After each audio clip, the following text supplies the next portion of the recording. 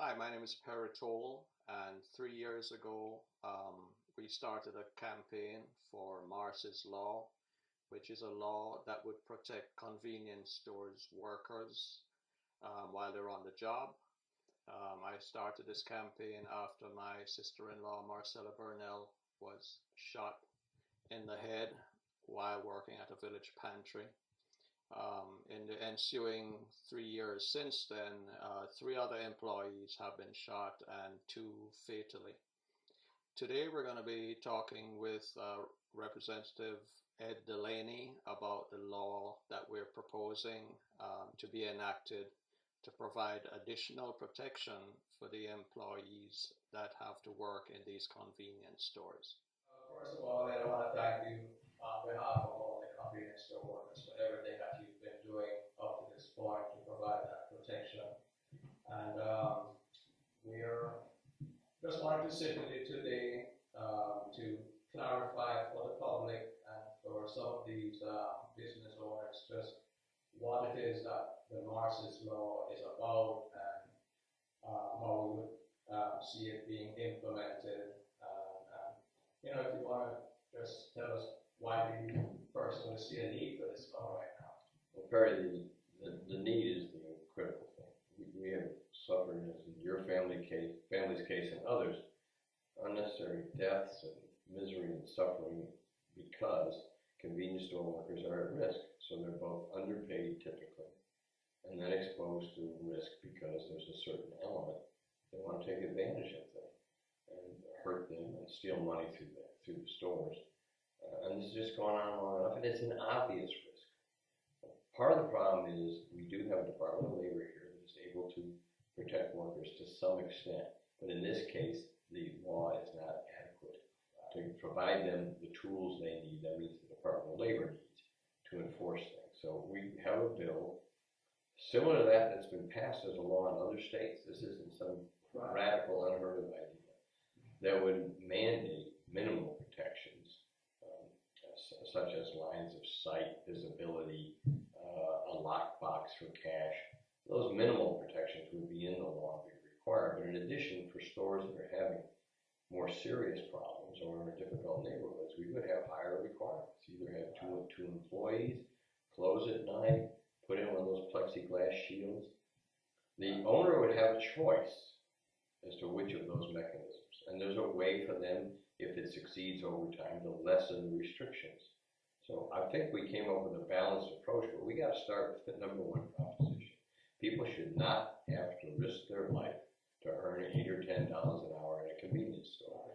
And the public is affected because, ordinary customers are going in and out of those places. They don't want these incidents, let alone the poor guy that's actually working there. So this is very important, and I'm grateful to you for the effort you've made to keep this out in front. We're definitely grateful for what you have done to this point. And on November 21st, I think you're going to be filing to have this law considered again.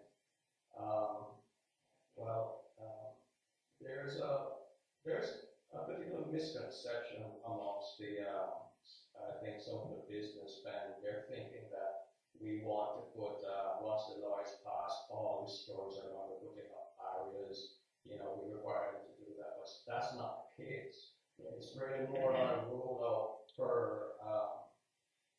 Well, it's an experiential law. The law as drafted, as my proposal is drafted, says that those stores that have had incidents will have to make a choice as to what to do. Should they simply close in the night, or should they have a second employee, because that always increases safety, or should they put up a plexiglass screen, which is often the best idea. Those cost between $20,000 and $30,000. They're not an unreasonable investment. They improve the facility. They make the customers feel more secure.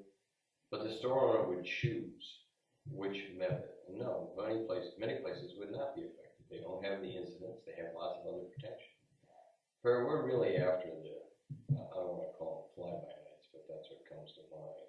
The operations that are not serious, that are not taking care of their customers, they're just trying to make a quick dollar, they're not taking care of their employees.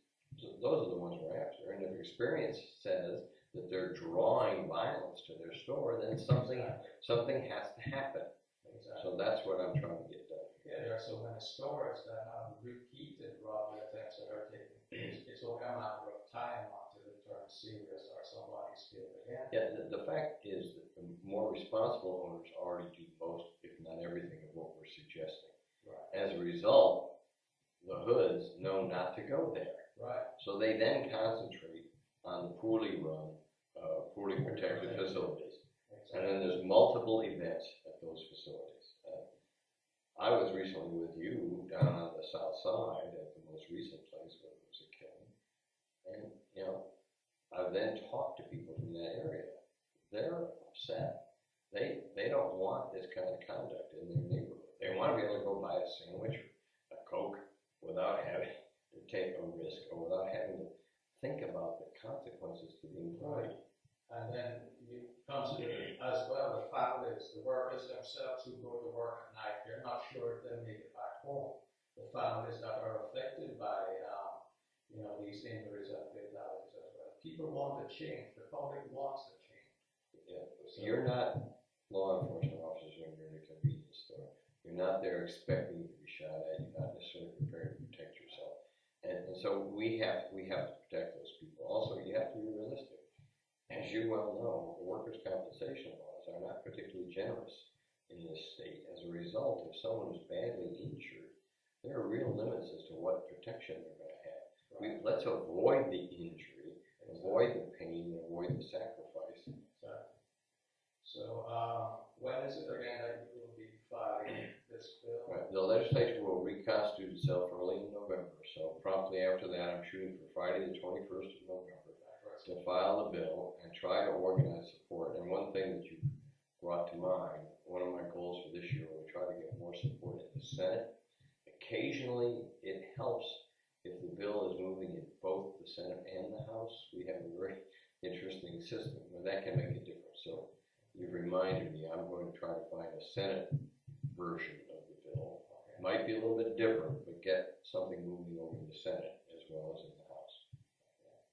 And I would like to, is there anything that the public can do to help this process?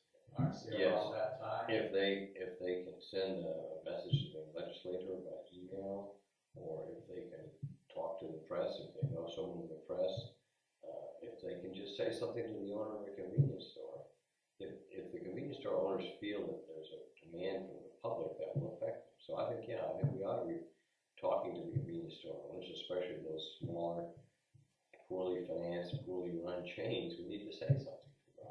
And we also need to say something to the stronger ones and tell them, help your little brothers and sisters get in line. We need public pressure. It's that simple, as you know.